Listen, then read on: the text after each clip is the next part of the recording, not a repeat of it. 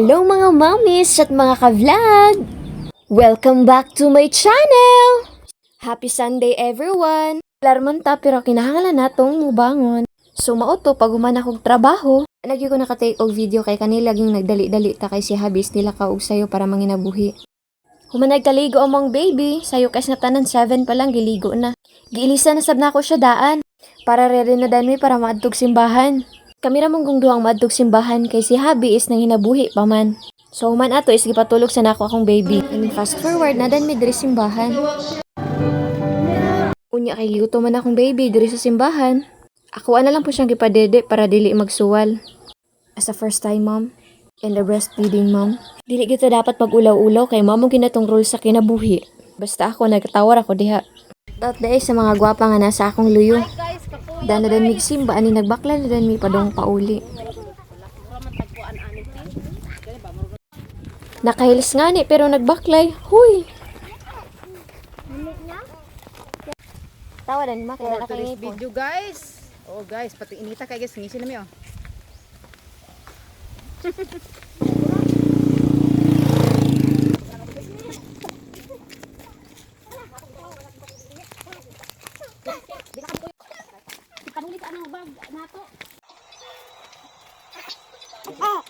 Hi! Winwin! Love ni mama si Winwin!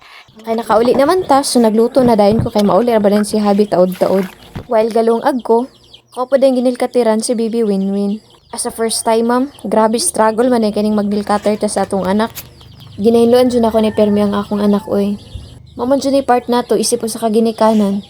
Ang ati manunog panggaon ng atong anak. 2 months old na ang akong baby. Hilig ay magsupsup siyang kamot. Na-research ko lang din na part do to sa development nila. As you can see, galiso, jugas katanan ko dari. Actually, inantigo magod ang pagnilkater sa bata kay anytime pwede silang masama, di ba? Kay grabe gyud kalihok. Ani magod akong anak is grabe kalihukan. Kung lihok ni siya sa akong tiyan sa una, mas worst ron. Pero mas okay noon ni. Kay mo problema ba pud di maglihok ang bata? May gusto akong ibahagi sa inyo. Ganito palang pakiramdam pag may anak ka na. Segundo or minuto kung sine-check yung anak ko kung gumagalaw pa ba, kung humihinga pa ba. Para talaga akong syunga. Or gano'n lang talaga yung feeling pag may anak ka na. At pagkatapos niyan dahil luto na yung kanin natin, dito na naman ako sa kusina. Ang lulutuin ko for today's vlog ay paksiw na isda na naman. Siyempre, isda. Ito kasi yung binibenta ng partner ko pero mas okay na to kaysa karne. Before na ako lutuin ng isda, course, kuha na tog hasang aron limpyo. Dahil nga tulog pa yung anak natin, di magtrabaho tayo. Some of them told me that, ug matulog ni imong anak, katulog pod. Hoy, di dyan na pwede sa ako Basta matulog akong anak, magtrabaho jud ko sa balay. Kaya di dyan ko makatulog, kung hugaw kayong balay. Amot laylay mo ko mindset. Gusto mo ko mag-rest if ever limpyo ng balay para na ako'y peace of mind. Okay, nabot naman si Habi, nagdali-dali din kong luto. Every afternoon, magudis mo uli, magina siya diri para sabay mi miniod to. Yung anak ko niya kalab. Joke ra, oy. Nakaluto naman ko, ako din yukaran si Habi. Isip po sa kasawa, dapat palanggaon na to ang atong mga bana. Mga bana, haladaghana good, oy. Bitaw seryoso, dapat palanggaon yun nato atong bana. Kaya bisag unsat na nato kamaldita. Nagstay ramang gihapon sila sa atua. Saway ah. Lami. Lami.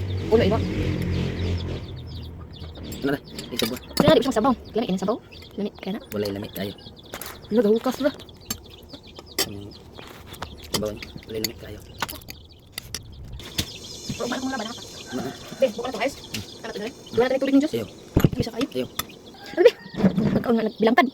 Guys oh. Nafi ang dawas, nahukas. And of course, kay human naman tagpaniud to, of course, diri na punta manghugas og plato. Tulog pa man pud akong anak, ani na si Habi. So magtrabaho sa ta, kay wa may laing mo trabaho ani. Sumintras na pa si Habi, hugasan sa nako ning plato diri oy. Para kung ako nalaisa, wala na din ko'y trabahoon na din ko sa bata nagbantay. Pwede na din ko mag-rest, pwede na din ko matulog kung matulog ang bata, o diba? Eto nga pala yung naging ganap ko ngayong araw. Sana ay nag-enjoy kayo, bye!